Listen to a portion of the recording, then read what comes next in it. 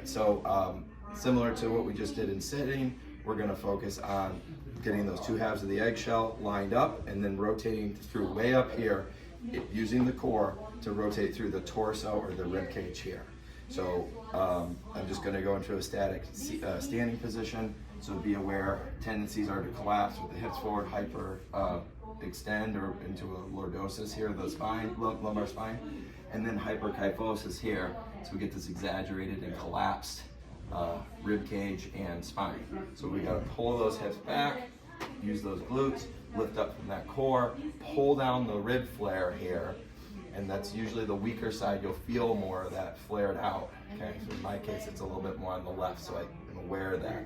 So what I'm gonna do is I'm gonna use my transverse abdominis, draw in my abdominal area. Imagine like washboard abs, or wearing a corset here that goes all the way up over those ribs at the bottom, pulls those down and in. So this is all straight down here as best as possible while lifting up from the chest. So as not to upheave the whole rib cage here like this. We gotta anchor that down, and you will feel some tightness there most likely initially. So once we're here, then we can imagine twisting, turning like this, like the genie, or with a running motion. Again, I'm locking in here. It's very easy to swivel from the hips, so be aware of that when you're standing. Lock that in, flat feet, level, and then we can rotate up here like so. Now this is important because you can also use this not just for walking, but for like lifting and twisting. You don't want to wrench through your low back because those vertebrae don't rotate very well. You want to get it from up here.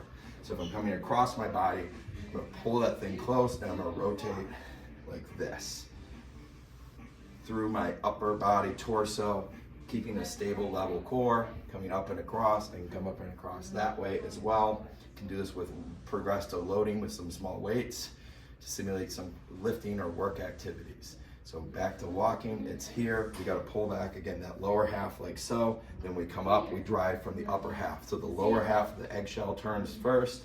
We'll say counterclockwise. Then the top half turns to meet it on the lift in the same direction. So lower half, get back in your glute, lift, upper half comes forward, and that's your drive to walk, okay? And that's how that fits in.